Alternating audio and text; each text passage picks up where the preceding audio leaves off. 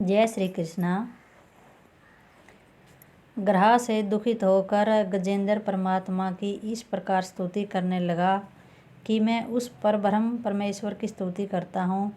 जिसने अपनी शक्ति से इस संसार की उत्पत्ति की है, जिसका प्रकाश संसार के सब चराचर जीवों में है तथा जिसके नाम मात्र से प्राणी अर्थ धर्म काम और मोक्ष को प्राप्त कर भवबंधन से सदा के लिए छूट जाता है। इसीलिए वह निरंजन निराकार जगदीश्वर मुझे न केवल इस दुष्ट ग्रह से बल्कि संसारी माया जाल से भी मुक्त करे, क्योंकि अब तक मैं अपनी हथिनी और अपने बच्चों के मोह में फंसकर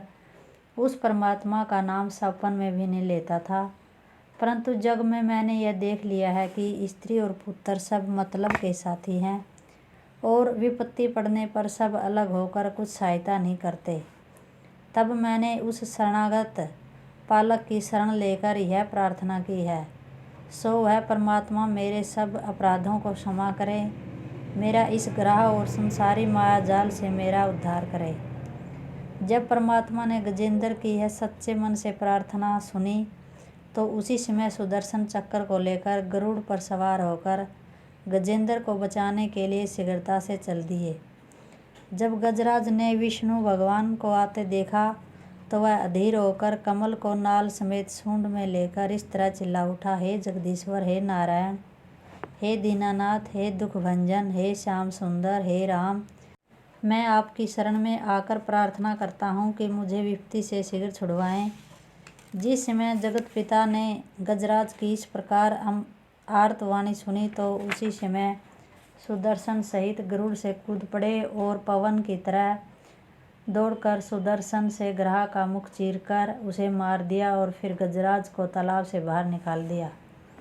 जिस समय ग्रह मारा गया उस समय देवों ने हरि भगवान पर पुष्पों की वर्षा की और गंधर्वों ने गाना गाया तथा ऋषिवर और मुनीश्वर ने उनकी बहुत सी स्तुति की। तब उसी समय वह ग्रह एक अत्यंत सुंदर पुरुष का रूप धारण कर विष्णु भगवान की बहुत सी स्तुति कर इस प्रकार कहने लगा, हे जगदीश्वर,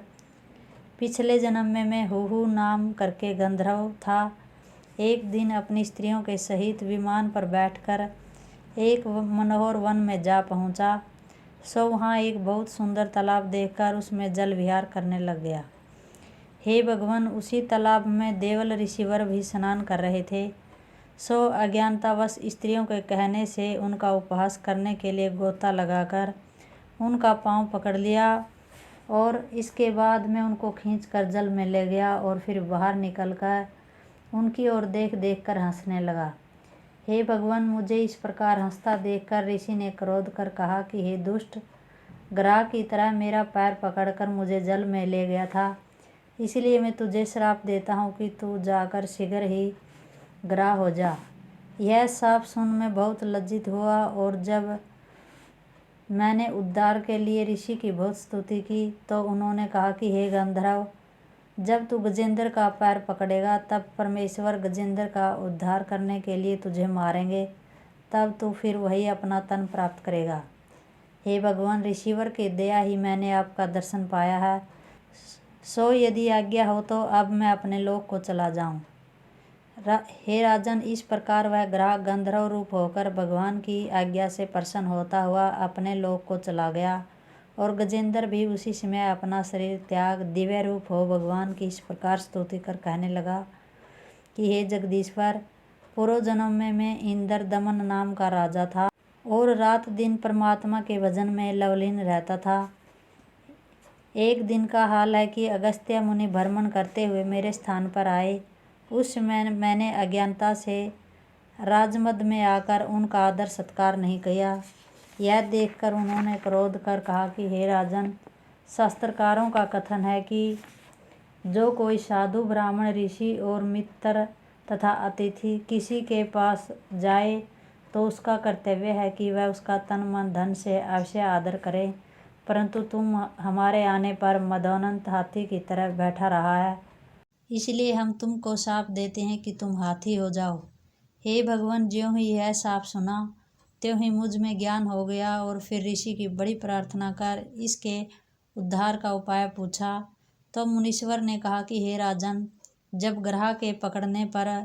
तू परमेश्वर से प्रार्थना करेगा, उस समय भगवान अवतार धारण करके तेरी रक्षा करेंगे। सो उसी समय तू ग्रह की योनि से छूटकर मुक्त हो जाएगा। हे दीनानाथ, उन्हें अगस्त्य मुनि की कृपा से आज आपके दर्शन पाकर मैं कृतार्थ हो गया हूँ। हे राजन, इंद्र दमन रूपी गजराज के ये वचन सुनकर भगवान कहने लगे कि हे इंद्र दमन, जो कोई मनुष्य हमारा, आपका और शंख चक्र गदा पद्म कौस्तुभमणि गंगा आदि तीर्थ तथा ध्रुव प्रहलाद आदि भक्तों का ध्यान प्रातः काल धरेगा, उसको कभी किसी प्रकार का दुख नहीं होगा और उसकी तमाम विपत्ति नष्ट हो जाएगी तथा वह जन्म मरण के बंधनों से छूटकर मुक्त हो जाएगा। इस प्रकार कहकर और इंद्र दमन को अपने साथ गरुड़ पर चढ़ाकर विष्णु भगवान वैकुंठ में चले गए। जो कोई मनुष्य गजराज मोक्ष की कथा कहेंगे अथवा सुनेंगे, वे सब इस प्रकार विपत्तियों से छूटकर तमाम संसारी सुखों को प्राप्त करेंगे। वह अंत समय वैकुंठ में जाकर सदा के लिए सुखी होकर जन्म मरण से छूट जाएंगे। जय श्री कृष्ण।